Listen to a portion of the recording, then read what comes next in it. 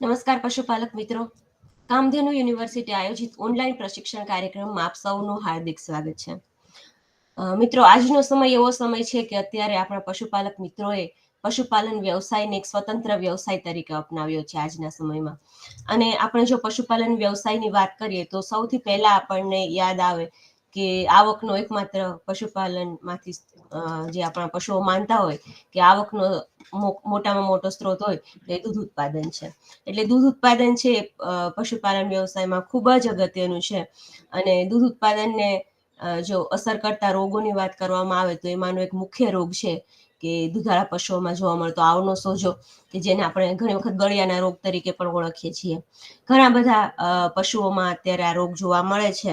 અને આર્થિક દ્રષ્ટિએ આપણા પશુપાલકો માટે આ એક ખૂબ અગત્યનો રોગ છે, કારણ કે એક તો આ રોગની સારવાર છે એ મોંઘી છે. આ ઉપરાંત જો યોગ્ય સારવાર કરવામાં ના આવે તો ઘણી વખત પશુઓના આંચળ બંધ થવાનો અને ભવિષ્યમાં એ પશુમાંથી દૂધ ઉત્પાદન બંધ થવાના ચાન્સીસ પણ આ રોગમાં રહેલા હોય છે. એટલે આ એક ખૂબ અગત્યનો રોગ છે.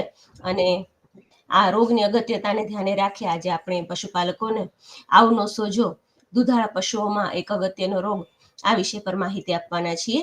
અને આ વિષય પર માહિતી આપવા માટે વિષય નિષ્ણાત તરીકે આજે આપણે આમંત્રિત કર્યા છે ડોક્ટર અર્જુનભાઈ કાસુંદ્રા સાહેબને. ડોક્ટર કાસુંદ્રા સાહેબ છે એ કામધેનુ યુનિવર્સિટી ગાંધીનગર ખાતે મદદનીશ પ્રાધ્યાપક તરીકે ફરજ બજાવે છે અને તેઓ પશુ રોગ વિષયમાં નિષ્ણાંત છે. તો હું સાહેબને વિનંતી કરું કે આપણા પશુપાલકોને આવનો સોજો દુધાળા પશુઓમાં એક અગત્યનો રોગ આ વિષય પર વિસ્તૃત માર્ગદર્શન આપે. ડોક્ટર કાસુંદ્રા સાહેબ. હેલો. હા, નમસ્કાર પશુપાલકો.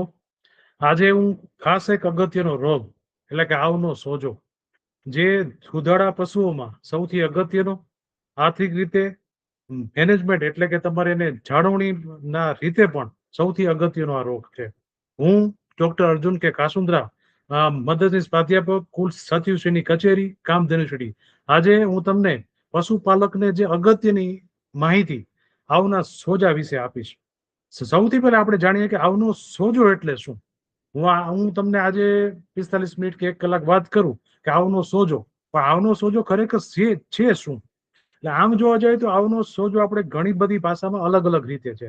જેમ તમે સૌરાષ્ટ્રની અંદર જોવા જાઓ તો આવનો સોજો કે, કોઈક બાવલાનો સોજો પણ કે, કોઈક તમને અમુક ગુજરાતમાં તમે ગુજરાતમાં જાઓ તો એમાં પણ એવું કે હળિયો પણ તમને કે, અથવા એમ કે ફોદાવાળું સાહેબ દૂધ આવે છે, કોઈ તમને એમ કે સાહેબ ખારું દૂધ આવે છે. અને ઇંગ્લિશમાં આમ જોવા જાવ તો આપણે એને કહીએ છીએ મસ્ટાઇટિસ, એટલે કે આચરની અંદરથી લાગતો ચેપ, જેનાથી આવ ફૂલે, આવમાં સોજો આવે, જેને આપણે આવનો સોજો એવું કહી. આમ જોવા જાવ તો સૌથી અગત્યનું જે ગાય કે ભેંસ માટે છે તો એની અંદર જનરલી 4 આંચળ હોય. તો 4 આંચળની અંદર ખાલી આંચળ તો એક ખાલી દૂધ આપવાનો માર્ગ છે, એની ઉપર દૂધ બનવાની પ્રક્રિયા પણ ચાલુ હોય છે, એટલે કે આવનો ભાગ. તો બધા આચર એક પડદાથી અલગ રીતે ભાગમાં હોય છે. હવે આની અંદર એક ભાગ અથવા એક કરતા વધુ ભાગની અંદર જ્યારે એમાં ચેપ લાગે અથવા ઇન્જરી થાય અથવા એમાં ઈજા થાય, એને હિસાબે જે ચેપ લાગે અથવા કોઈને લોહી દ્વારા એટલે શરીરના લોહી દ્વારા પણ ચેપ લાગી શકે અને એની અંદર પોદાવાળું દૂધ આવે, ઝાલાશ થાય, તો એને આપણે કહીએ છીએ આવનો સોજો. હવે આપણે પ્રશ્ન એમ થાય કે આવનો સોજાનું ખરેખર મહત્વ શું છે. હવે આપણે આની આગળનું જોઈએ. એની પહેલા હું તમને ખાલી કહી દઉં, મેં જે ફોટો તમને જે સ્ક્રીનમાં દેખાય છે એની અંદર 2 વસ્તુ છે. એક છે ગાયનું જે આવ અથવા આપણે જેને પાવલું કહીએ છીએ એ છે. હવે એની અંદર છે કે કોઈ પણ જાતનું આ જે સામાન્ય આવ છે કે જેની અંદર કોઈ પણ જાતનો સોજો કે એવું કશું નથી, જે સામાન્ય રીતે જે એચએફ ગાયનું જે આ છે તો એ આવું છે. પણ બીજી બાજુ જે ગાયની અંદર એક ભાગની અંદર તમને જો હું જે અહીં ભાગ દેખાડું છું એ ભાગની અંદર લાલાશ છે, ફૂલેલું છે અને આની નસ થોડીક ઉપસેલી છે, સાથે સાથે એનું આચળ છે થોડોક અંદરના ભાગે ગયેલો લાગે છે. તો આનાથી ખબર પડે કે એક ભાગની અંદર આપણે મસ્ટાઇટિસ છે અથવા એની અંદર સોજો છે અથવા આવનો સોજો છે. પછી હવે હું એમ કહું કે આવનો સોજો, હું એમ કહું છું કે આવનો સોજો સાહેબ તમે આવનો સોજો એવું કયો છો, તો ખરેખર એનું મહત્વ શું છે. હાજુ કહું કે એક આચળની અંદર હવે હું તમને એમ કહું કે તમે એક સારામાં સારી ગાય લઈ આવો. હવે માનો કે હું એક કહું કે હારામારી ગીર ગાય લઈ આવો, હવે એની કિંમત માનો કે 1 લાખ રૂપિયા છે કે 1.5 લાખ રૂપિયા છે, સારામાં સારી ગીર ગાયની વાત કરું, 1 લાખ અત્યારે માની લો, અથવા તમે 40,000 50 તમારે કોઈ પણ તમે કિંમતની ગાય માની શકો. એક આ પછી સામાન્ય રીતે એક હું સારામાં સારી જાફરાબાદી ભેંસ લઈ આવું છું અથવા સામાન્ય ભેંસ લઈ આવું છું તો પણ 1 લાખ થી ઉપરની કિંમતની બજાર ભાવે તમને મળતી હોય. અથવા હું તમને પ્રશ્ન બીજો કહું કે તમે એક સરસ મજાની નાની વાછડી કે પાડી કે તમે ઉછેરો છો, સારું ખવડાવો છો, બરાબર, એના ઉપરાંત તમે એને જે ચારો આપ્યો, પછી એને કેન્ડલ મિક્સર તમે ખવડાવ્યું, તમે એનું સારું પાલન પોષણ કર્યું, એ સમયસર ગરમીમાં આવી, સમયસર ફળી ગઈ અને પછી એની દૂધ આવવાનું ચાલુ થઈ ગયું. પણ જો આવનો સોજો એક આચરમાં આવ્યો તો એ એક આચરના સોજાના કારણે કદાચ ઘણીવાર એવું બને કે એમાં દૂધ આવતું બંધ પણ થઈ જાય અને કાયમીને માટે આચર બંધ થઈ જાય. તો પશુ માલિક જો 10 લીટર દૂધ ભરાવતો હોય તો તરત જ 10 લીટર દૂધ ભરાવતો હોય પર ટાઈમનું, અથવા તો એની અંદર સીધો 25% ઘટાડો થાય. તો 25% તમે દૂધમાં ઘટાડો થયો. પણ હું તો એમ કહું 25% દૂધમાં ઘટાડો થતો નથી. તમને જે નફો મળે છે આખા પશુપાલનનો, 25% નફો તમારો જતો રહે તો કાયમી માટે તમારો એક પશુની અંદર નફો જતો રહે. આ સૌથી પહેલું ગણિત. હવે હું એમ પૂછું કે સાહેબ હું 1 લાખની ગાય લઈ આવ્યો, પણ જો એની અંદર આ રીતે તમારે એક આચળ બંધ થઈ જાય આવના સોજાના કારણે, તો તમારી ગાયની કિંમત અડધી કિંમતમાં ઘણા કોઈ રાખે નહીં. આ એક હકીકત છે. એટલે મારી દ્રષ્ટિએ એક તો બીજું, હવે આવનો સોજો થયો, દૂધ આવતું બંધ થયું, એટલે હવે તમારે જે સામાન્ય દૂધ તમારે આવતું હતું એ 20-30% દૂધ પણ ઘટી જાય, એટલે આર્થિક રીતે તમારે નુકસાની થાય. પ્લસ હવે તમે આવનો સોજો થયો તો એની અંદર તમારે શું કરવું પડે કે એની અંદર તમારે સારવાર કરાવવી પડે, પશુ ચિકિત્સા અધિકારી અથવા પશુ ડોક્ટરનો તમારે સંપર્ક કરવો પડે. એ સંપર્ક કરવાથી જ્યારે તમે સંપર્ક કરો તો સંપર્ક કરવાથી તમે જે એન્ટીબાયોટિક એટલે જે દવાનો ખર્ચ આવે, ડોક્ટર સાહેબની ફી આવે, તો આ પણ તમારે વારંવાર કામ કરવું પડે. એક તો દૂધ ઘટે, ઉપરથી સારવારનો ખર્ચ આપવાનો, સાથે જ્યારે પણ તમારા અંદર જે પશુને દૂધ ઉત્પાદન થતું એ ઘટે, સાથે સાથે એમાં ચરબીનું પ્રમાણ ઘટે, એટલે કે આપણે ફેટ ઉપર આપણે ભાવ મળતા હોય શેરીની અંદર, તો આ ચરબીના ભાવ ઘટે તો આપણે આર્થિક રીતે પણ બીજી નુકસાની થાય અને બજાર કિંમતમાં આ દૂધની કિંમત ઘટે. બીજું, દર વર્ષે આપણે અંદાજિત 7,000 થી 9,000 કરોડ જેટલું દર વર્ષે આપણે નુકસાન થાય. એટલે આર્થિક રીતે હું જો એમ કહું તો સૌથી અગત્યનો રોગ છે તો કે આવનો સોજો. બરાબર, આ મેં તમને કરી આગળની વાત. હવે હું તમને એમ પૂછું છે કે હવે મર્સિડીઝની આપણે વાત કરી કે આર્થિક રીતે કેટલું મહત્વનું છે, કે દૂધનો પશુપાલકને આવક ઓછી થાય એટલે પણ મહત્વનું છે. બરાબર, અને ઘણી વાર તો એવું બને કે દૂધ સારી ક્વોલિટીનું ના મળે, ઘણી જગ્યાએ તમે સારી જગ્યાએ વેચતા તમને ભાવ પણ ના મળે, આ પણ એક થાય. હવે આના ઉપર બીજું છે, જનરલી અમે પશુ માલિકોને સમજાવવા માટે હું તમને કહું તો મર્સિડીઝના ઘણા બધા બીજા પણ પ્રકારો છે, પણ આપણે આની અંદર હવે ફક્ત ને ફક્ત આપણે 3 જાતના મર્સિડીઝની આપણે ચર્ચા કરશું. તો એની અંદર સૌથી પહેલું આપણે જે છે મર્સિડીઝ છે ક્લિનિકલ મર્સિડીઝ.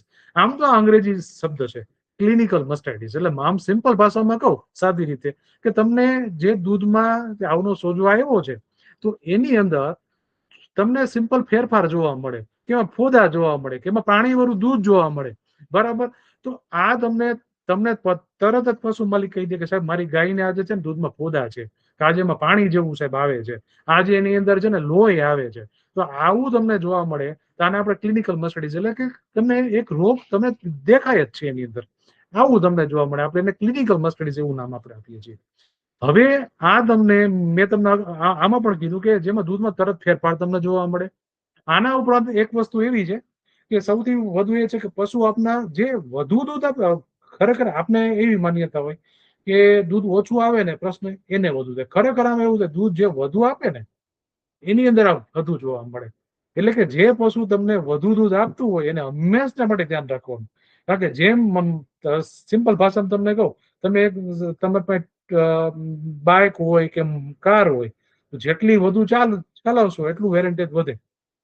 તો સેમ આની અંદર જે પશુ દૂધ વધુ આપતું હોય તો એની અંદર આ રોગ સૌથી વધુ જોવા મળે. એટલે આપણે આ પશુને ખાસ ધ્યાન રાખવું પડે. બીજું, મોટે ભાગે આ જે રોગ છે જીવાણુથી થાય.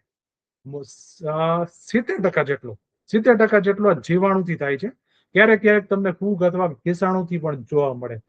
ઘણીવાર તમને એવું જોવા મળે કે ભાઈ આપણે ખરવા મોવાસા ખરવા તમને પશુમાં થાય એટલે મોટા પશુ માલિકને ખબર હશે કે ઘણીવાર કાચું વ્યાઈ જાય, અથવા એની અંદર જે આંચળ છે એની અંદર નાની ફોલ્લીઓ થાય, અથવા આચળની અંદર છે કે ભાઈ ચેપ પણ લાગે, અથવા આચરના જે આચર અથવા અંદરના જે બાવલું છે તો એ ભાગની અંદર નુકસાન પણ કરે. તો એના કારણે બીજા જીવાણુઓ છે એની અંદર અટેક કરે અને અંદર મસ્ટાઇટિસ થાય અથવા એની અંદર આવનો સોજો આવે. તો હવે આની અંદર તમારે અગત્યનું એ પણ થઈ જાય કે તમારે રસીકરણ પણ કરવાનું મોવાસા રોગનું કરાવવું જોઈએ. હા, હવે સૌથી હું એમ કહું કે સાહેબ આવો રોગ થવાય તો એની પણ અમુક મુખ્ય પરિબળો છે. તો પરિબળો એટલે કેવા પરિબળો? તો ઘણી વાર તમે જોજો આપણે જે ગાય ધોવાની પદ્ધતિ હોય તો આપણે શું કરીએ કે ગાય આપણે ધોઈએ, બરાબર? તો ગાય હા ગાય આપણે ધોતા હોય તો શું થાય કે ગાયની અંદર એવું થાય કે સફાઈ વગરના પશુઓ હોય. હવે ગાય સફાઈ પ્રોપર કરી ના હોય એટલે કે આપણે હંમેશના માટે ઘર ચોખ્ખું હોય તો આપણે ઓછા બીમાર પડીએ છીએ. પશુ માટે પણ એવું છે કે એની ચોખાઈ. તો ચોખાઈને સૌથી પહેલું તમે પાણીથી પ્રોપર સાફ કરેલું હોય, એનું જે મળમૂત્ર છે કે મળમૂત્ર એટલે ઓદડા હોય કે જેથી માખી ઓછા આવે, માખી મચ્છર કે જે બીજા ઓછા આવે.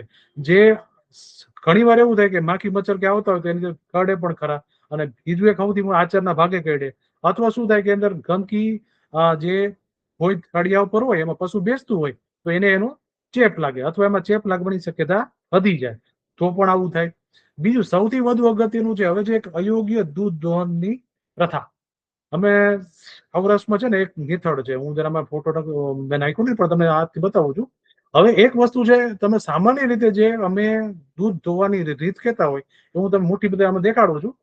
મુઠ્ઠી કરી અને તમારે શું કરવાનું, મતલબ કે આમથી તમે આચરથી આમ ધોવાનું હોય. એક આચર આમ કર્યો તમારી મુઠ્ઠીમાં આવે તો હું આ રીતે આમ અમારી આંગળી આચરમાં એટલે તું આ રીતે આમ સિમ્પલ રીતે તમારું અંગૂઠો ઉપર ને ઉપર આવે. પણ અમારા સૌરાષ્ટ્રની તો મોટે ભાગે 70 થી 90%, હું તો ત્યાં સુધી કીધું 90% એવું તમને જોવા મળે કે હંમેશના માટે અંગૂઠો છે ને આ બેવડો હોય ને આમ ધોવે. એટલે થાય શું, હંમેશના માટે ઉપરનો ભાગ છે એ હંમેશના માટે છે ને એ ઉપર ઇન્જરી કર્યા કરે, અથવા એમાં શું થાય કે એને દુખા કરે એટલે ઉપરનો ભાગ ચપટો થાય, અને ધીમે ધીમે આચળનો ભાગ છે તો આ આચળનો ભાગ એથી ચપટો થાય, અને ચપટો થાય એટલે ધીમે ધીમે એમાં અથવા ઇન્જરી અથવા ઈજા થવાનો ચાન્સ વધતો જાય. એને હિસાબે શું થાય કે આપણે આવા કેસની અંદર મસ્ટાઇટિસ એટલે કે આવલાનો સોજો આવવાની શક્યતા પૂરેપૂરી રહે.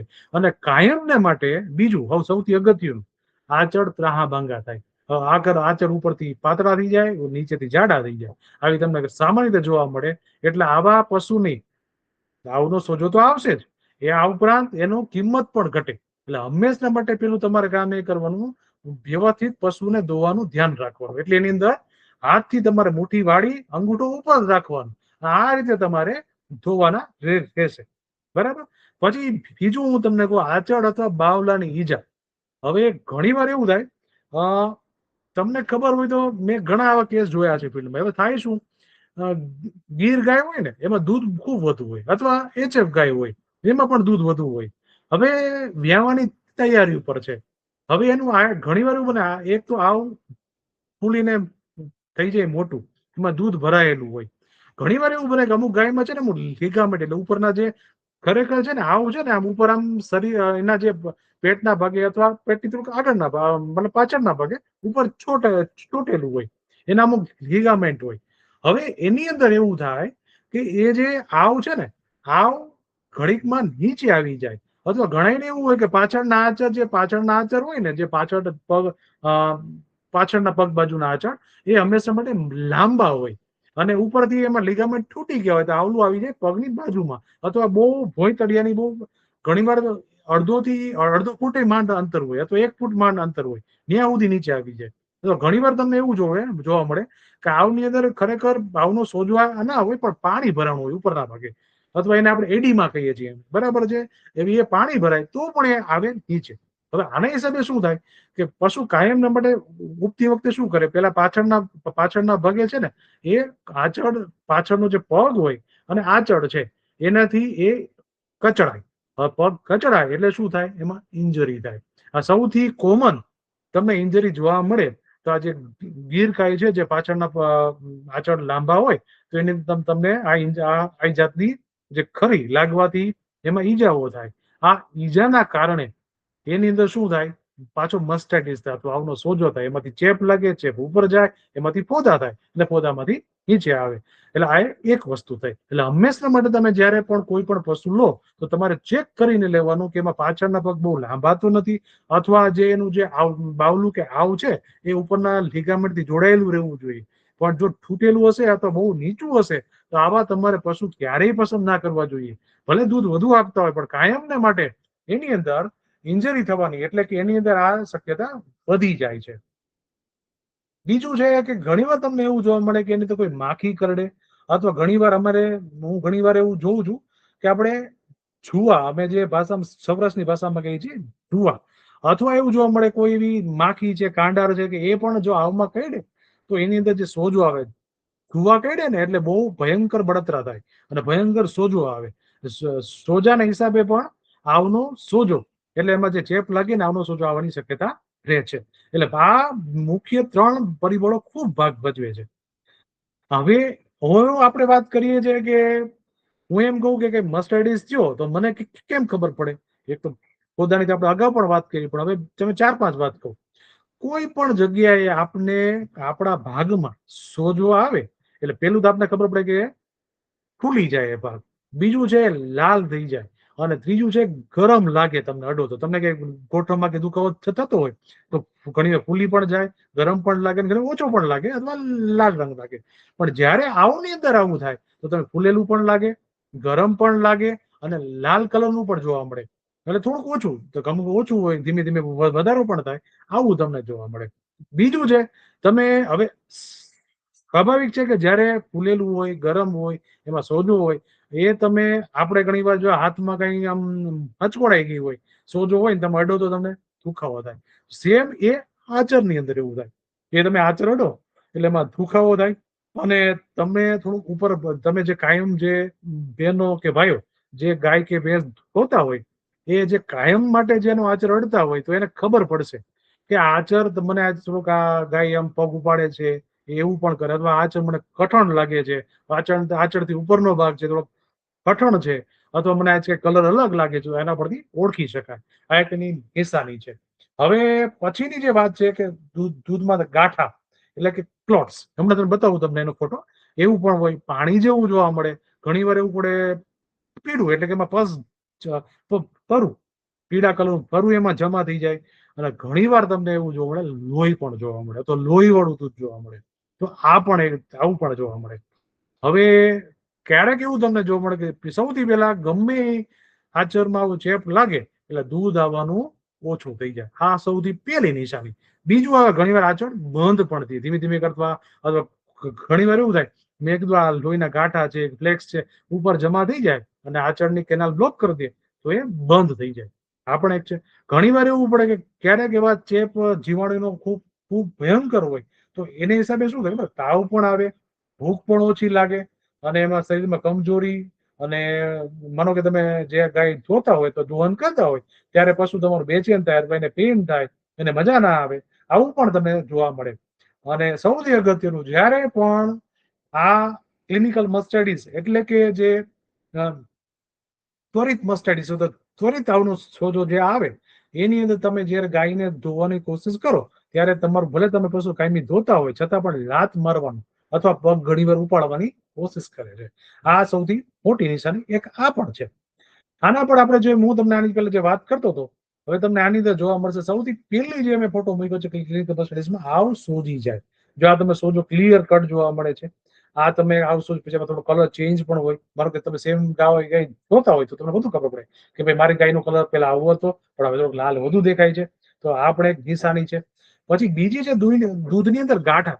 જો તમારે પાસે કોઈ જાડી વાળું, અથવા હંમેશા માટે આપણે દૂધ, હવે જાડી વાળો કોઈ કપ હોય, અથવા તમારે કોઈ કરણી હોય, આપણે જે ચા બનાવતા તો બીજી કોઈ પણ, અથવા કોઈ જાડી વાળી હોય, આ રીતે વાટકી હોય, અને એમાં તમે દૂધ લ્યો તો તમને રીતસર આવા પોદા જો એમને પણ જોવા મળે, પણ છતાં આ રીતે કરો તો તમને ક્લિયર દેખાય કે આમાં છે કે નહીં. ઓછા છે, વધુ છે, તમને ક્લિયર ખબર પડે. આ રીતે પણ ખબર પડે.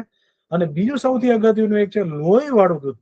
હવે તમે જોજો, આ કેસની અંદર એક લોહીની ધાર થતું હોય ને તમને એવું લાગે, એટલે લોહી ઘણી વાર એવું બહુ ભયંકર આવની અંદર ચેપ હોય તો એની અંદર લોહી વાળું દૂધ ઘણી બધી રીતે આવે. જરૂરી નથી કે આવના સોજાના કારણે આવે, પણ આવના સોજાના કારણે આવવાની શક્યતા ઘણી બધી વધુ હોય.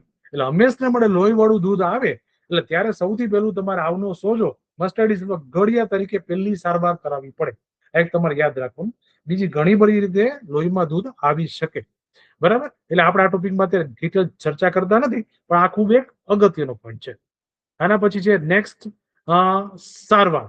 હવે સારવાર માટે હું તમને ખાસ અગત્યનો પોઈન્ટ કહી દઉં. આ રોગની અંદર જનરલી કોઈ ઘરગથ્થુ ઈલાજ કામ કરતા નથી.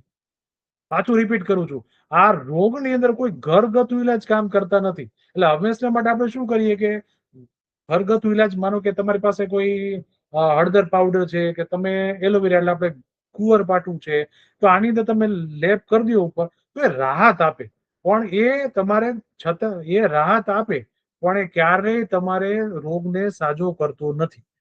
આ કેસની અંદર તમારે તુરંત જ જેવી તમને ઇન્જરી થાય, તમને એકાદ પોદા દેખાણા, તો તમારે તરત જ પશુ ચિકિત્સા અધિકારી અથવા પશુ ચિકિત્સક કે પશુ ડોક્ટર કે જે તમારા એરિયામાં આવતા હોય અથવા તમે એને ઓળખો છો એનો તમારે સંપર્ક કરી અને સારવાર કરાવવાની છે.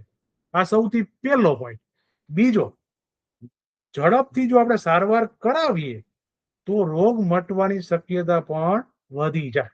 આ સૌથી એક અગત્યનો પોઈન્ટ. જો વિલંબ કરીએ તો આપણે આની પહેલા મેં તમને કીધું, એક આપણે આચળ એક બાવલાનો ભાગ આપણે ગુમાવીએ તો આપણું પશુ હંમેશના માટે પ્રોફિટ, એટલે કે આની તો કોઈ પણ જાતનું દૂધમાંથી ખાસ કરીને આપણે આવક મેળવતા હોય તો આવક આપણી, હા, જેટલું તમે ખવડાવો એટલું દૂધ આવે, પણ તમને નફો કાંઈ ના થાય એક આચર બંધ થવાથી. અને બે આચર બંધ થાય એટલે કાયમના માટે તમારે જેટલું પશુને માવજત કે સારવાર કરો અથવા તમે કરો એટલું દૂધ ક્યારેય તમને નફાકારક ના રહે.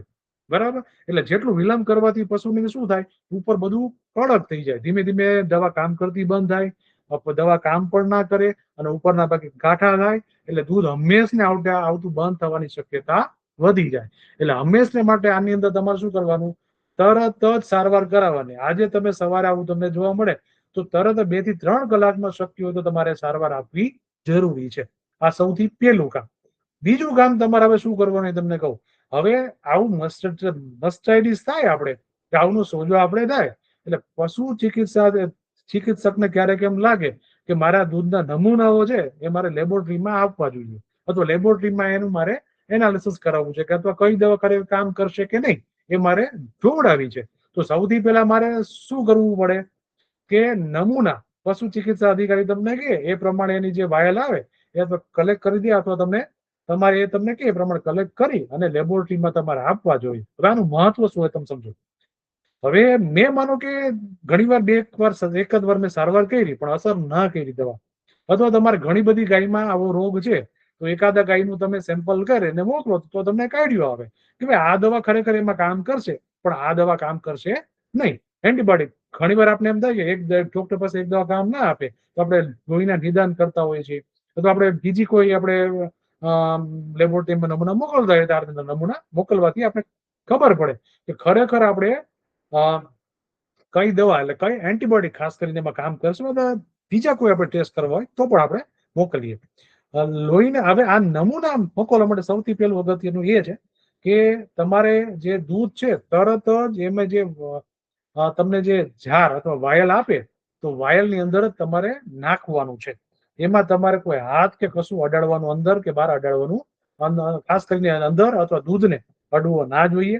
આ તમારે ધ્યાન રાખવાનું છે. બીજું, ઘણી વાર પણ તમારી પાસે માનો કે સેમ્પલ લેવા માટે કોઈ પણ જાતની ઢબી નથી તો તમે જે જનરલી અમે એવું કરતા હોય છે, ક્યારેક ઘણી વાર હોતી પણ નથી, એ પણ એક હકીકત છે. એટલે અમે એવું કરીએ કે જે પશુ સારવાર માટે જે આપણે કાચની વાયલ આવતી હોય છે તો એને પ્રોપર છે અને ખોલે, એમાં ઘણી વાર કાચની વાયલ હોય અને ઉપર તમે રબરનું બૂચ હોય અને ઉપરથી સીલ હોય. સીલ તમારે કાઢી નાખવાનું અને પ્રોપર એને પાણીથી, ગરમ પાણીથી સાફ કરી દેવાની. અને પછી એમાં જે ઉકળતું પાણી હોય ને એમાં કાચની બોટલ ને બૂચ બે નાખી દેવાના. નાખી પછી એને અંદરના કે બૂચને થોડું કાઢી લેવાનું, બહારના ભાગે, અંદરના ભાગે ક્યાં અડવાનું નહીં. અને પછી એને કાઢી લૂછી પ્રોપર એને સુકાવા દેવાની. પછી એની અંદર તમારે નમૂના લેવાના. એ નમૂના પ્રોપર બંધ કરી અને તમારે તાત્કાલિક એકાદ કલાકમાં તમારે એવું બાજુમાં તમે થોડું થોડું આઈસ મૂકી દેખો. જે આપણે હમણાં ડોક્ટર કુંભાણી આની પેલા જે અમારા ફેસબુક ઉપર આ તમે અથવા યુટ્યુબ ઉપર આનો વિડીયો હશે તમે જોજો. એમાં નમૂના કઈ રીતે મોકલવા એનું સરસ આપેલું છે, એ પણ તમે જોજો. એ રીતે તમારે એની જે ગાઈડલાઈન મુજબ અથવા પશુ ચિકિત્સકના માર્ગદર્શન મુજબ નજીકની લેબોરેટરીએ આપવા જોઈએ. આ એક લેબોરેટરીમાં નમૂના મોકલવાની વાત થઈ. હવે આપણે બીજી એક અગત્યની વાત છે. હવે જો ખાસ અગત્યની વાત છે મસ્ટાઇટિસ. જે પશુની અંદર આવનો સોજો આવ્યો હોય, એની અંદર તમને દૂધ ફોદાળું એવું આપતું હોય, એ દૂધ સારવાર થયાના 4 દિવસ સુધી નિકાલ કરી દેવો જોઈએ. આ ખાસ એક અગત્યનું છે. અથવા પશુ ચિકિત્સક તમને જે માર્ગદર્શન આપે એ પ્રમાણે પણ તમારે કરવાનું છે. બીજું, જનરલી આપણે જે ગાય કે ભેંસ વિયાણ થાય એટલે આપણે આપણા જે વાછરડા હોય એને પણ આપણે દૂધ પીવડાવતા હોય છે. તો ખાસ ધ્યાન રાખવાનું આવા આચરનું, અથવા આવું જ્યારે થાય ત્યારે એ ગાય કે ભેંસનું આપણે દૂધ પીવડાવવું એટલો ટાઈમ ના જોઈએ. જ્યારે આમાંથી સંપૂર્ણપણે પશુ સાજું થઈ જાય, કોઈ પણ જાતનું માંદગી ના હોય, ત્યારે જ આપણે પાછું દૂધ પીવડાવવું જોઈએ. આ આપણે ખાસ અગત્યનું છે. એટલે જ આપણે ખાસ કહીએ, નિદાન અને સારવાર આપણે વહેલી કરાવો તો બાવલું આપણે હંમેશા માટે બચે. હવે આ થઈ ક્લિનિકલ મસ્ટાઇટિસ એટલે ત્વરિત મસ્ટાઇટિસની આપણે જે વાત કરી એની વાત થઈ. હવે પછીનો એક પ્રશ્ન છે કે હવે પછીનો આપણો પ્રકાર છે હવે સાથે સાથે આપણે એક વસ્તુ અગત્યની છે, અટકાવ. હવે આપણે સાહેબ તમે કીધી છે મસ્ટાઇટિસ શું કીધું, તમે ક્લિનિકલ મસ્ટાઇટિસ કીધું, તમે એની સારવાર પણ કીધી, લક્ષણો પણ કીધા. તો સાહેબ હવે પાણી પેલા પાળ બાંધવી હોય તો, એટલે કે જ્યારે આપણે અથવા બીજા શબ્દોમાં કહું કે આપણે આગ લાગે ત્યારે કૂવો ખોદવા ના જવાય. એની પેલા જ આપણે એની અટકાવો એટલે કે આવું રોગ ના થાય એના માટે આપણે શું ધ્યાન રાખવું પડે. તો સૌથી પહેલા મેં તમને અગત્યનું છે કે આપણે જે ધોવાની રીત, મેં આની પહેલા વાત કરી. મેં એમાં આવું લખેલું છે, રોગ થવામાં ભાગ ભજવતા પરિબળો ઉપર ધ્યાન આપવું. એટલે હમણાં આગળના આપણે જે બધા 3 પરિબળોની વાત કરી, એક તો ચોખ્ખાઈ રાખવાની, જેમાં ભોયતળિયું સાફ રાખવાનું, પાણીથી પણ સાફ કરવું. પછી આપણે જે દૂધ ધોવાની જે રીત જે મેં કીધી, જે ખોટી રીતે આપણે કરતા હતા એ નહીં કરવી. એની પેલા અંગૂઠો ઊંચો રાખી, અથવા મિલ્કિંગ મશીનમાં તો અલગ વાત છે, પણ અંગૂઠો ઊંચો રાખીને આની અંદર દૂધ ધોવું. જે અંગૂઠો ભેવડવાની ના કરવું, આ પણ અગત્યનું છે. અથવા કોઈ પણ ઈજા લાગે તો તાત્કાલિક સારવાર કરાવી, જેથી આપણે આવનો સોજો હતો મસ્ટાઇટિસ આપણે નિવારી શકાય. પહેલો મુદ્દો. બીજો છે હંમેશના માટે, મેં તો અમારા ઘરે પણ અમે પશુ રાખતા એટલે અમે ખબર છે, હંમેશના માટે ક્યારે પણ દૂધ તમે દોવાનું ચાલુ કરો એની પહેલા સિમ્પલ રીતે, સામાન્ય રીતે ઘરનું ચોખ્ખું પાણી, અને અમે તો હંમેશના માટે એવું કરતા કે થોડુંક ઉકાળી નાખવાનું. નવશેકું પેલું ઉકળી જાય, થોડું ઠંડુ થઈ જાય, નવશેકું પાણી હોય એનાથી વ્યવસ્થિત સાફ કરવાનું. એટલે શું થાય કે આવું સરસ ચોખ્ખું થઈ જાય. પછી એના પછી શું કરવાનું, ટુવાલથી ધોઈ નાખવાનું, લૂછી નાખવાનું. અને લૂછ્યા પછી ઘણી વાર એવું પડે કે સિંગલ યુઝ, એટલે એક જ ગાયમાં તમારે એક જ ટુવાલ વાપરો તો પણ સારું, અથવા યુઝ એન્ડ થ્રો ડિસ્પોઝેબલ એક જ તમારે ટીસ્યુ પેપર જેવું આવે તો એનાથી જ સાફ કરવાનું, અને એક ફેંકી દેવાનું. બીજી ગાય માટે ત્રીજું વાપરવું. એક ને એક ટીસ્યુ કે એક ને એક ટુવાલ બધા પશુમાં વાપરવો નહીં, અથવા એનાથી ચેપ લાગવાની શક્યતા વધી જાય છે. અથવા એક ગાયમાં આવો ચેપ હોય તો બીજી ગાયમાં થઈ શકે. બીજું, તમે જ્યારે ધોવાની પ્રક્રિયા ચાલુ કરો એટલે હંમેશા માટે શું થાય, એક શરીરમાંથી હોર્મોન રિલીઝ થાય, આપણે ઓક્સિટોસિન આપણે એને કહીએ છીએ. ઓક્સિટોસિન આપણે રિલીઝ થાય પછી શું થાય કે તમારે 10 મિનિટમાં કે 12 મિનિટમાં કે તમારે ધોવાનું પૂરું કરી દેવું પડે. જો અને સ્વચ્છતા, કોઈ પણ જાતનો એમાં ચેપ ના લાગે, એટલે કોઈ પણ એમાં જે સ્વચ્છતા, આપણે જે ભોયતળીઓથી માંડીને આપણે ઉપર જેમ કીધું બધું બાવલું ચોખ્ખું કરીને પછી જ આપણે દૂધ ધોવાનું રહે, એટલે આવા લાગવાના ચાન્સ ઘટી જાય. બીજું કે હવે સૌથી અગત્યનો પોઈન્ટ બીજો, કે જે પશુને માનો કે આવનો રોગ છે એને હંમેશા માટે છેલ્લે ધોવાનું, ક્યારેય ભેગું ધોવાનું નહીં. નકર આની અંદર શું થાય ખબર છે, હવે આવું પશુ કરે તો બીજા પશુને ચેપ લાગવાની શક્યતા ઘણી બધી વધી જાય. એટલે હંમેશા માટે આવા પશુને છેલ્લે ધોવાનું. બીજું, હવે દૂધ ધોયા બાદ ખરેખર એવું એક કપ જેવું આવે કે એની અંદર દવા હોય, એટલે એન્ટિસેપ્ટિક લિક્વિડ હોય. હવે થાય શું ખરેખર કે આવું જે તમે દૂધ ધોવાની પ્રક્રિયા પૂરી કરો ને, એનાથી 5 થી 10 ધીમે ધીમે આવના જે છિદ્રો હોય આચળના, એ ધીમે ધીમે બંધ થાય. એમાં બંધ થવામાં ટાઈમ લાગે, 5-10 મિનિટનો સમય બીજો લાગે, તો એક સંપૂર્ણપણે બંધ થાય. પછી એની અંદર બેક્ટેરિયા, વાયરસ આવવાની શક્યતા ખૂબ ઓછામાં, થોડી જગ્યા તો પણ ઓછામાં ઓછી થઈ જાય. એટલા માટે હંમેશા માટે કે દૂધ ધોયા પછી આ રીતે તમે આચળમાં દોડવાની દવાથી થોડી રાખો, તો આ હંમેશા માટે આવો ચેપ લાગવાની શક્યતા ખૂબ ઓછી થઈ જાય અથવા એને અટકી જાય. જો હવે મેં તમને આની જે વાત હમણાં કરતો હતો એ અહીંયા આવી કે 30 થી 35 મિનિટ પહેલા બેસી ન જાય એનું ધ્યાન રાખવું. એટલે જનરલી છે ને, આ તમને પ્રેક્ટિકલ વાત કરું, અમારી ઘરે માનો કે ગાય કે ભેંસ અમે ધોઈ હોય તો ઘણી વાર થોડું ખાણ આપણે આપે કે દાણ આપીએ, તો શું કરે પશુ માલિક, શું કરે કે તો થોડુંક જ્યારે ગાય ધોવાની તો થોડું થોડું નાખે, છેલ્લે શું કરે, એક નીણ નાખી દે.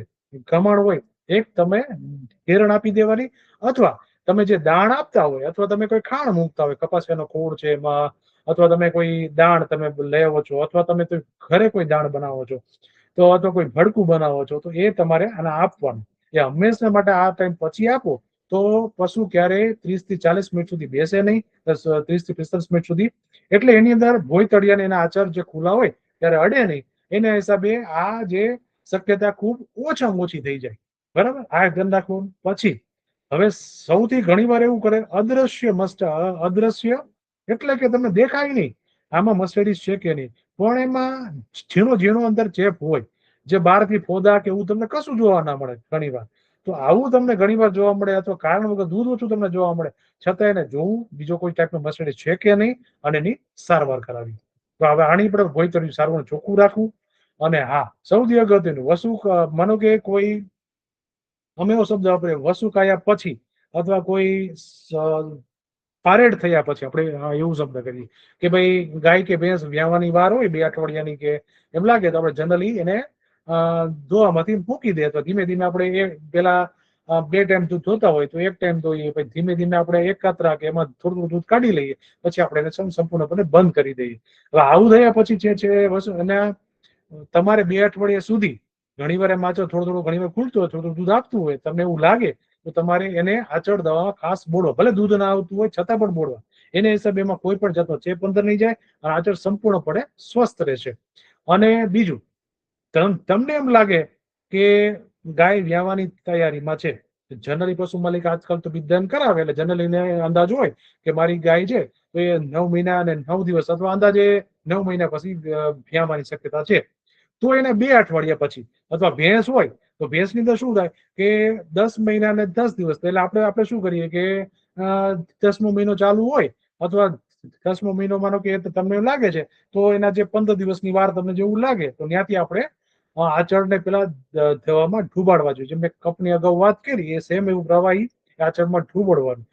એનાથી શું થાય કે એની કોઈ પણ જાતનો ચેપ ઓછામાં ઓછો રહે, અથવા જે હોય તો એ બધો મરી જાય અને કોઈ પણ જાતનો ચેપ રહે નહીં.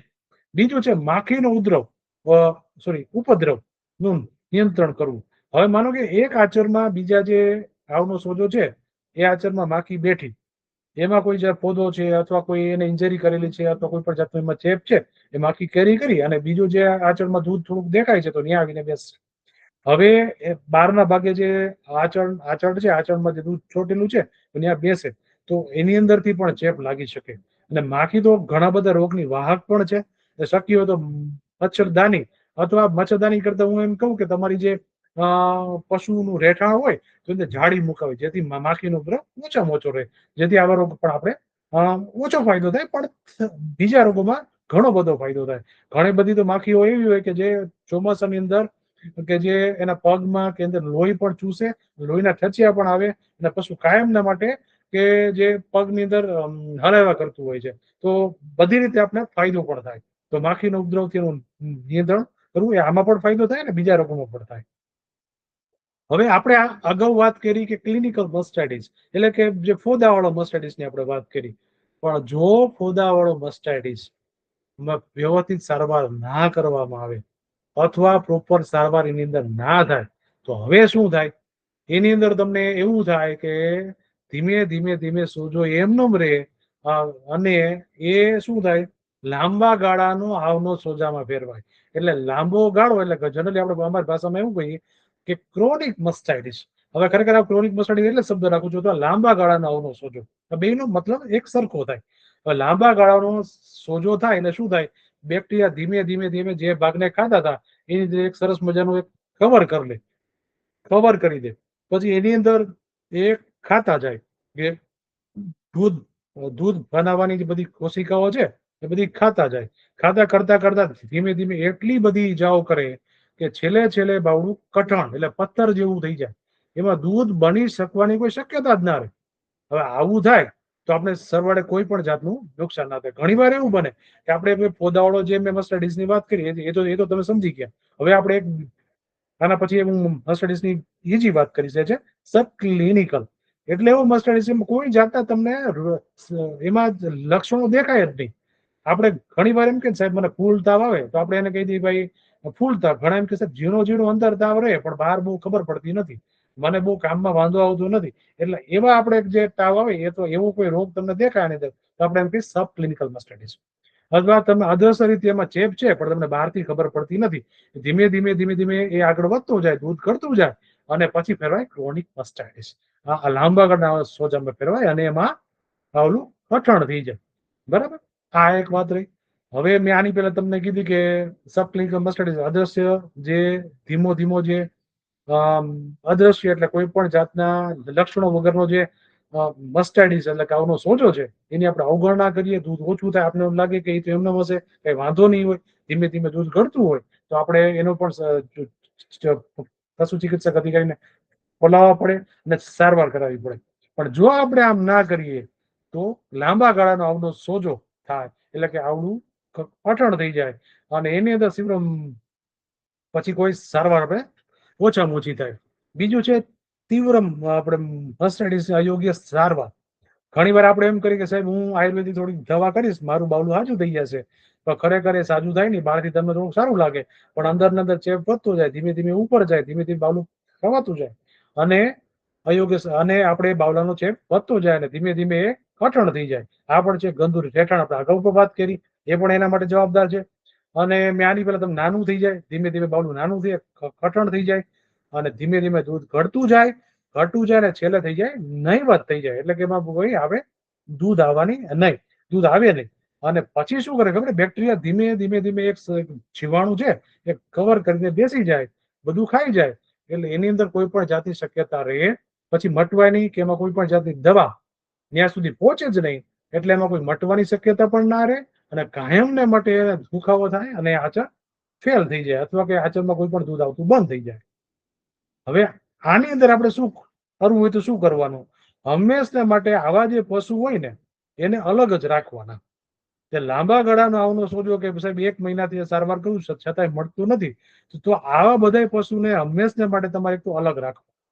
બીજું, આ પશુને આપણે છેલ્લે પણ વાત કરી અગાઉ, આને છેલ્લે જોવાનું કદાચ ઘણી વાર એવું એક આચર ફેલ હોય પણ બાકીના 3 આચર સારા હોય, છતાં પણ આવા પશુને આપણે અલગ રીતે જોવું. એટલે શું થાય કે એની અંદર તમને વાંધો ના આવે. પછી બીજું સબ ક્લિનિકલ મસ્ટાઇટિસ એટલે કે નિયમિત રીતે આપણે એનો ટેસ્ટ કરાવવો જોઈએ ખરેખર એમાં અદ્રશ્ય રીતે કોઈ પણ આવનો સોજો છે કે નહીં. જો હોય તો આપણે એની સારવાર કરાવી જોઈએ. આપણે આની આગળ વાત કરશું. હવે આપણે જે સારવાર, સામાન્ય રીતે આવા કેસમાં કોઈ પણ જાતની દવા અસર કરતી નથી. આનો સમય ઉપર એક જ છે કે આને એક આપણે અટકાવવો જ જોઈએ. બીજી આની જનરલી કોઈ સારવાર તમે થતી નથી અથવા સારવાર થતી નથી. ત્રીજું એક અગત્યનું છે, હવે આપણે જે સબ ક્લિનિકલ મસ્ટાઇટિસની વાત કરતા હતા અથવા અદ્રશ્ય મસ્ટાઇટિસની જે આવના સોજાની વાત કરતા હતા એ સૌથી અગત્યનું એટલા માટે હવે અહીંથી થઈ જાય. અત્યારે મોટા ભાગના પશુમાં 30 થી 40%, ઘણી વાર તો ઓછું હોય 10-20% પણ હોય અથવા 40% પણ હોય, તો 10 થી 40% પશુઓમાં તમને સબ ક્લિનિકલ મસ્ટાઇટિસ એટલે આ જાતનો રોગ જોવા મળે. આની સૌથી ખરાબ એ છે મોટા ભાગના પશુ માલિકને આની ખબર જ નથી હોતી કે મારા પશુમાં છે, કારણ કે આના કોઈ જાતના તમને બહારથી લક્ષણ શરૂઆતના તબક્કામાં જોવા મળતા નથી. એટલે થાય શું સાહેબ, ફોદા આવતા નથી, દૂધ પાતળું સોરી દૂધમાં પાણી જેવું દૂધ આવતું નથી, લોહી આવતું નથી. એક જ તમને જોવા મળે ધીમે ધીમે દૂધ ઘટે પેલા, પછી ધીમે ધીમે ફોદા આવવાની શરૂઆત થાય. 1 મહિના 2 મહિના સુધી એમાં ચેપ એમને રહે અને ધીમે ધીમે પોદા આવવાની શરૂઆત થાય ત્યારે આપણે ખબર પડે કે આની અંદર ખરેખર સબક્લિનિકલ ફોર્મમાં પેલા મસ્ટાર્ડિસ હતો. તો આ થાય. માનો કે તમે કોઈ ગાય કે ભેંસને ઈજા થઈ હોય, ઈજા થયા પછી જ્યારે તમને એમાં મસ્ટાર્ડિસ થાય, ઈજા થયા પછી, તો એ તો જનરલી ક્લિનિકલ મસ્ટાર્ડિસ એટલે આપણે ખબર પડી જાય કે પોદા છે, આ છે, તો ખબર પડે. પણ જનરલી આવા અદ્રશ્ય મસ્ટાર્ડિસ અથવા અદ્રશ્ય અથવા સબક્લિનિકલ મસ્ટાર્ડિસ જ્યારે થાય ત્યારે આપણે ખબર પડતી નથી.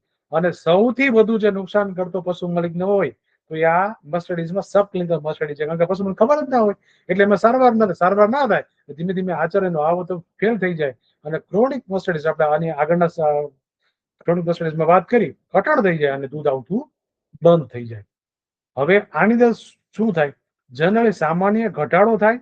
આપણે એની લક્ષણો તો છીનોની વાત કરીએ તો સબક્લિનિકલ મસ્ટાર્ડિસ એટલે કે અદ્રશ્ય આવનો સોજો. નામ જ એનું છે અદ્રશ્ય એટલે જનરલી એમાં દૂધ થોડો સામાન્ય ઘટાડો થાય. 5% થી 10% ઘટાડો થાય એટલે તમને ઘડીકમાં એવું લાગે કે આમાં કઈ બહુ વાંધો નથી. ખરેખર આ ગાય આજ બરાબર ખાધું નહીં હોય એટલે કદાચ દૂધ ઘટતું હશે. ધીમે ધીમે એમ થાય કે આપણે માનો કે ફ્યાણી હોય ગાય તો 2 મહિના 3 મહિના થયા 4 મહિના થયા તમને ધીમે ધીમે દૂધ ઘટે. તો એ જ આ કારણ છે, બીજું કોઈ કારણ નથી કે ભાઈ જેમ સમય જાય એમ દૂધ ઘટતું જાય એ પ્રમાણે દૂધનો ઘટાડો છે. પણ એમ નોર્મલ એટલે કે ખોટી રીતે કોઈ દૂધ ઘટતું સામાન્ય પશુ માલિકને આવું જ લાગે. એટલે આ સૌથી વધુ પ્રશ્ન થાય. આવ કે દૂધમાં દેખીતી કોઈ પણ ફેરફાર થતો નથી. આપણે પેલા કીધું કે ભાઈ આવ લાલ થઈ જાય કે આવમાં તમને સોજો જોવા મળે, આમાં કશું જોવા ના મળે. સૌથી મોટો વાંધો આ છે. બીજું, હવે એમ થાય કે સાહેબ આ જોવા મળતું નથી છતાં આપણે પકડવું હોય તો શું કરવાનું? મસ્ટાર્ડિસ કોઈ ઓળખ થાય ખરી? હા, થઈ શકે. સૌથી પહેલા તમારે એ સમજવું પડે સબક્લિનિકલ મસ્ટાર્ડિસ જે થાય તો દૂધમાં શું ફરક પડે. હું તમને સમજાવું ને તો તમને સમજે તો બધા જે આપણે જે ટેસ્ટ કરીએ છીએ તો તમને એનો આઈડિયો આવે. તમને ખબર હોય કે મસ્ટાર્ડિસ થાય તો દૂધમાં ફેરફાર થાય. પણ સામાન્ય સબક્લિનિકલ મસ્ટાર્ડિસ જે અદ્રશ્ય મસ્ટાર્ડિસ થાય તેમાં દૂધનો ફેરફાર તમને ખબર પડે નહીં કે નરી આંખે તમને ખબર પડે નહીં કે દૂધમાં ફેરફાર થયો કે નહીં. પણ જે કાયમી દૂધ ખાતા હોય ને, ઉકાળીને જે કાયમી દૂધ ખાતા એને સ્વાદમાં ફરક પડે, થોડું ખારાશ થાય. એટલે કે એમાં મિનરલ્સ છે કે અથવા જે એમાં ઓલા શું કહેવાય જે મિનરલ્સ છે અથવા એના જે આપણે શું કહીએ છીએ એને જે તત્વો છે એ થોડાક વધે. એક કારણ આ થાય એટલે દૂધ થોડું ખારાશ તમને જોવા મળે. એના સિવાય એની અંદર શું થાય કે અમુક જાતના સેલ્સ એટલે ભાઈ કે જીવાણુ છે તો જીવાણુ પણ હોય અને જીવાણુ હંમેશા માટે જ્યારે એવું ઇન્ફેક્શન કરે એટલે આપણા રોગ પ્રતિકારક સેલ્સ એટલે કે આપણે ડબ્લ્યુબીસી અમે કહીએ છીએ શ્વેત કણ પણ એમાં આવે. સાથે સાથે જે ઇન્જરી કરે થોડી થોડી એટલે જે અડર અથવા આવના જે અંદરના જે કોષો છે એ પણ આવે. એટલે એમાં ઘણી બધી જાતના કોષો એમાં જોવા મળે. હવે આ કોષો જોવા મળે એટલે દૂધની ક્વોલિટીમાં થોડો ફરક પડે પણ અમે નરી આંખે દેખાય નહીં. પણ જ્યારે હવે હું તમને એમ કહું હવે એનું એક ઓળખવા માટે ઘણી બધી રીતો છે. એમાંની પહેલી રીત છે કેલિફોર્નિયા મસ્ટાર્ડિસ ટેસ્ટ. હવે મને ટૂંકી રીતે અમે એમ કહીએ છીએ CMT ટેસ્ટ. હું તમને ખાલી બતાવી દઉં ફોટો. જો આવો એનો ફોટો હોય જે બાજુમાં છે કે આપણે જે કપ હોય કપ છે તો કપની અંદર શું છે 4 ભાગ એટલે 4 ભાટકી જેવું એની અંદર છે. પેડલ અમે એને કહીએ છીએ. 4 ભાગ હોય સાથે આવો રિએજન્ટ એટલે કેમિકલ આવે. તો કેમિકલ તમારે પ્રોપર નાખી અથવા તમારે 4 કપમાં પેલા લઈ લેવાનું, દૂધ લઈ લેવાનું અલગ અલગ આચરણમાંથી.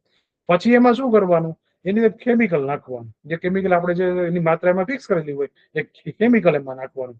એ કેમિકલ નાખી તો હળવે હળવે હાથે તમે એને ફેરવો એટલે શું થાય આવું તમને જેલ જેવું બનશે. જો આ જેલ જેવું બને તો આપણે શું સમજવાનું કે એની અંદર રોગ છે. પણ જો દૂધમાં કેમિકલ બનાવ્યા પછી હલાવ્યા પછી કોઈ પણ જાતનો ફેરફાર ના થાય તો આપણે શું સમજવાનું કે એમાં નેગેટિવ એટલે કોઈ પણ જાતનો સબક્લિનિકલ કે અદ્રશ્યમાં કોઈ આવનો સોજો નથી. તો દૂધ આદર સારું છે અને આદર સારું છે. એક વાત થઈ.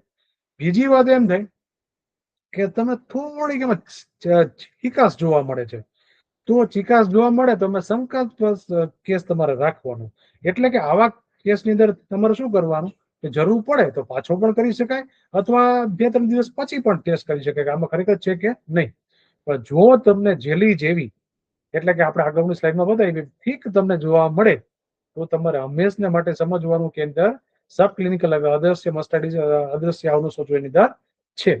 બીજું ઘણીવાર એવું બને કે છેલ્લે અથવા પેલા ગાય છે કે ભેંસ વ્યાણી હોય તો શરૂઆતમાં તમને ખબર હોય દૂધ જે પેલા જે દૂધ આવે એ દૂધની અંદર જે થોડું ભારે પડે, આપણે સાદી ભાષામાં કહીએ તો દૂધ ભારે પડે, અથવા આપણે કાચું દૂધ છે, હજી દૂધ આવમાં બરાબર આવતું નથી, તો આની અંદર શું થાય કે આવની અંદર એવું થાય કે તત્વો વધુ હોય, કોષો થોડાક વધુ હોય, એટલે પણ ખોટું રિઝલ્ટ આવે.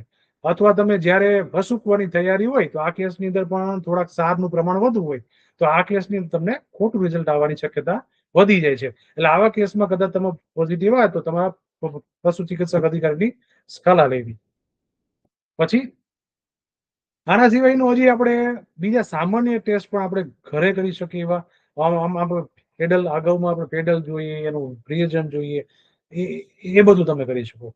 પણ આપણે હાવ સિમ્પલ રીતે કરવું હોય, મારે કોઈ રિએજન્ટ નથી જોતું, કાંઈ નથી જોતું. હવે એની અંદર તમે કાળા કલરનું સિમ્પલ પેડલ અથવા કાળા કલરનું કોઈ તમે એક આપણે ઢબલું, નાનકડું જે ઢબલું હોય તમારું, એ તમે રાખો. હવે એની અંદર તમે છે ને દૂધની એક ધાર નાખો, અથવા ધીમે ધીમે તમે એને હલાવો, તો માનો કે ઝીણી ઝીણી એમાં તમને પોદા જોવા મળે, તો આ કેસમાં પણ તમે એને ડાયગ્નોસિસ અથવા તમે એને આઈડેન્ટિફાઈ કરી શકો કે એની અંદર સ્ટ્રીપ કે કપ ટેસ્ટની અંદર તમે એમાં છે સબક્લિનિકલ મસ્ટાઇટિસ છે કે નથી, એ તમે જાણી શકો. બીજું તમે એક કામ એ કરી શકો કે પેપર ટેસ્ટ, એટલે કે તમારે શું કરવાનું, આની અંદર જો આ ફોટો આની અંદર, હવે આપણે જે પીએચ પેપર જે તમે સ્કૂલની અંદર કે તમે જોયું હોય કે એક જાતની એક પટ્ટી આવે, પટ્ટી જ્યારે તમે એક દૂધ લો, કોઈ પણ વાટકામાં કે તમે લો, અને પટ્ટી અથવા તમે દૂધની ધાર સીધી એક નાનકડી સ્ટ્રીપ કાપી અને તમે પટ્ટી હોય, પટ્ટી પર દૂધ નાખો, એટલે એની અંદર ધીમે ધીમે અમુક ટાઈમ રાખો, 5 મિનિટ, તેમાં કલર ચેન્જ ઘણી વાર તરત થાય તો થોડીક વાર લાગે, કલર ચેન્જ થાય અને જો અંદર લીલો કલર થાય, જેમ માપ આપેલું છે અહીંયા કે કલર જો પીળો હોય તો એમાં કશું નથી, થોડોક છે તો ડાઉટફુલ છે, અને પીળો છે, લીલો કલર છે, બરાબર, તો એની અંદર તમારે સમજવું કે તમારી ગાયની અંદર કે ભેંસની અંદર સબક્લિનિકલ મસ્ટાઇટિસ અથવા અદ્રશ્ય આવનો સોજો છે. આ તમારે સમજવાનું રહેશે. બીજું છે ફિલ્મ મસ્ટાઇટિસ ટેસ્ટ. તમે આપણે ડિટર્જન્ટ એટલે તમે હાઉસ હોલ્ડ તમારે જે ઘરે વપરાશમાં ડિટર્જન્ટ એટલે કે પાવડર, કપડા ધોવાનો પાવડર જે હોય એનું તમે દ્રાવણ બનાવીને પણ કરી શકો, પણ એના કરતા જે પેપર ટેસ્ટ ખૂબ સારો પડે. અને આજકાલ માર્કેટમાં ઘણી જગ્યાએ તમને જે ઇલેક્ટ્રિક મશીન કંડક્ટિવિટી, એટલે કે એની અંદર તમે કપ જોવું હોય, કપની અંદર તમે જે દૂધ ભરો અને એનું જે મશીન આવે, મશીનમાં રીડિંગ બતાવે કે આટલાથી વધુ તમને આપે, તો તમારે સમજવાનું કે અંદર આની અંદર સબક્લિનિકલ મસ્ટાઇટિસ અથવા કે અદ્રશ્ય ખાવનો સોજો છે, ના હોય તો આની અંદર નથી.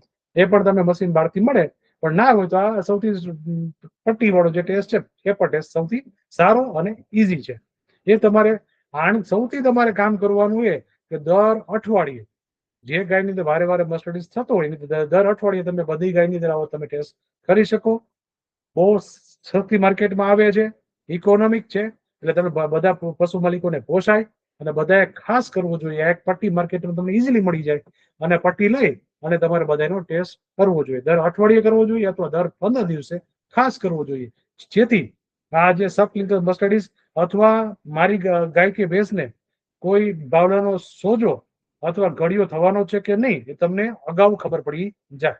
અને જો સમયસર સારવાર થઈ જાય તો આમાં ખૂબ ફાયદો જોવા મળે અને આગળ અટકી જાય. બીજું, અગાઉ આપણે બધી જે વાત કરી કે ચોખાઈ રાખવાની, આ બધું જ તમારે ખાસ કરવાનું. મેં અત્યારે તમે જે વાત કરી કે તમારે સબક્લિનિકલ મસ્ટાઇટિસના આપણે બધી જે ટેસ્ટની વાત કરી એ તમારે ખાસ કરાવવા જોઈએ. આ સાથે તમારે એમ કરવું જોઈએ કે જે કેસમાં તમને એવું જોવા મળે એની અંદર તમારે શું કરવાનું કે આ પશુને છેલ્લે હોવું જોઈએ. પછી બીજું ખાસ કે પશુ જો આ જગ્યાએ રાખતા હોય તો વારંવાર એની જગ્યા બદલ્યા કરવી. બીજું ખાસ એક અગત્યનું, ઘણીવાર તમે જો મિલ્કિંગ મશીન તમે વાપરતા હોય તો મિલ્કિંગ મશીનમાં તમે લ્યુબ્રિકેટ્સ ઘણા બધા વાપરતા હોય તો એ તમારે દર વખતે ગરમ કરવું અથવા પ્રોપર જે હાઇજીન વાળું હોય એવું જ તમારે વાપરવું, જેથી કરીને આવા ચેપ અટકાવી શકાય. બીજી છે સારવાર. આના માટે આ રોગ મટાડવો સૌથી સહેલો છે, અથવા આ જાતનો આવનો સોજાની જો યોગ્ય પ્રમાણમાં સારવાર થાય તો સૌથી ઝડપી રીતે મટી શકે છે. બીજું સૌથી અગત્યનું એક પોઈન્ટ એ છે કે આની અંદરથી બીજો ક્લિનિકલ એટલે જે ફોદાવાળો જે આપણે જે રોગ છે આવનો સોજો એ મટી શકે, અથવા બાવલું જેમાં કઠણ થઈ જાય છે કે દૂધ આવતું બંધ થઈ જાય છે, આવા જે કેસ છે ખૂબ જ ઈઝી ઘટાડો કરી શકાય. અને બીજું, આની યોગ્ય તમે સારવાર કરાવો તો 10 થી 20% દૂધમાં તરત જ તમને ધીમે ધીમે તમને ફાયદો જોવા મળે. એટલે આ તમારે ખાસ સારવાર કરાવવી જોઈએ. તો અંતમાં આપણે આની જે હું તમને જે વાત કરી એની અંદર હું તમને ઘણીવાર આપણે એવું કહીએ કે સમયસર તમારે નિદાન કરાવવાનું, એમાં આવડાને જોતું રહેવાનું, એમાં છે કે એમાં કોઈ પણ જાતનો ફેરફાર છે કે નથી, અથવા તમારે જ્યારે 10-20% દૂધમાં તમને ઘટાડો જોવા મળે તમારા પશુની અંદર, તો તમારે એની અંદર હંમેશા પણ પશુ ચિકિત્સકનો સંપર્ક કરવાનો, એની પાસે દૂધ તમારે તપાસ કરાવવાની, અથવા હંમેશા માટે તમારે એક જે મેં તમને અગાઉ વાત કરી એ તમે એની એક સ્ટ્રીપ એટલે જે પેપરની પટ્ટી એ તમારે બજારમાંથી લેવાની. દર અઠવાડિયે અથવા દર 15 દિવસે બધા પશુનું તમારે દૂધ ચેક કરવું. આ ખૂબ સામાન્ય, તમને 30-40 રૂપિયા કે 50 રૂપિયામાં તમને આવી પટ્ટી આરામથી મળી જાય. અને પટ્ટી તમારે આખા વર્ષની કદાચ 5-6 પટ્ટી માંડ જોઈએ, અને ખૂબ વધુ પશુ રાખતા હોય તો વધુ માત્રામાં જોઈએ. પણ સામાન્ય રીતે સામાન્ય ઘરની અંદર તમારે 100 થી 200 રૂપિયાની અંદર ફક્ત આવી પટ્ટીના કારણે તમારા પશુની અંદર જેનો એક તમે તમારા પશુનો જનરલી મસ્ટાઇટિસ એટલે કે આવો જે સોજો થાય તો એની મિનિમમ તમને 4-5 હજાર રૂપિયાનો સારવારનો ખર્ચો થાય. આ ઉપરાંત જે તમને દૂધનો જે લોસ જાય એની બદલે તમને આ પટ્ટી સસ્તી પડશે, અને તમારા પશુને હંમેશા માટે તમે આવના સોજાથી તમે થવા દેશો નહીં, અને તમને ફાયદો થશે. આભાર.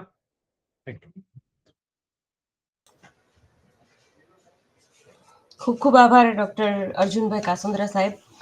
તો પશુપાલક મિત્રો, કાસુંદ્રા સાહેબે આપણને દુધાળા પશુઓમાં આવનો સોજો એટલે કે ગળિયાનો રોગ એ આપણને જોવા મળે, રોગનું મહત્વ, રોગના લક્ષણો, એનું નિદાન, સારવાર અને આ રોગને અટકાવવા માટે આપણા પશુપાલકોએ કેવા પગલાં લેવા જોઈએ એ વિશે ખૂબ જ ઉપયોગી માહિતી આપી. તો વિસ્તરણ શિક્ષણ નિયામકશ્રીની કચેરી વતી હું ડૉક્ટર અર્જુનભાઈનો ખૂબ ખૂબ આભાર માનું છું. આભાર સર. મને આશા છે કે આપણા પશુપાલકો સાહેબે જે પ્રમાણે લક્ષણો અને રોગ અટકાવવાના ઉપાયો વિશે વાત કરી છે એ બાબતે જો ધ્યાન આપશે તો તેઓ ચોક્કસ ગળિયાનો રોગ એમના ફાર્મમાં આવતા અટકાવી શકશે. તો આ જો આપણા પશુપાલક મિત્રો આ સેશન યુટ્યુબ કે ફેસબુકના માધ્યમથી નિહાળી રહ્યા હોય અને આ બાબત પર એમને કોઈ પ્રશ્ન ઉપસ્થિત થાય તો આપ વિસ્તરણ શિક્ષણ નિયામકશ્રીની કચેરી, કામધેનુ યુનિવર્સિટી, કર્મયોગી ભવન, સેક્ટર 10A, ગાંધીનગર ખાતે ટપાલથી, ફોનથી અથવા મેલથી આપના પ્રશ્નો મોકલી આપશો. અમે આપના પ્રશ્નોના જવાબ આપના સુધી મોકલી આપીશું. તો આજના સેશન માટે બસ આટલું જ. આવતા અઠવાડિયે આપણે ફરી એક નવા વક્તા, એક નવો વિષય અને નવી માહિતી સાથે ફરી મળીશું. ત્યાં સુધી રજા આપશો. આભાર. આભાર સર. Thank you.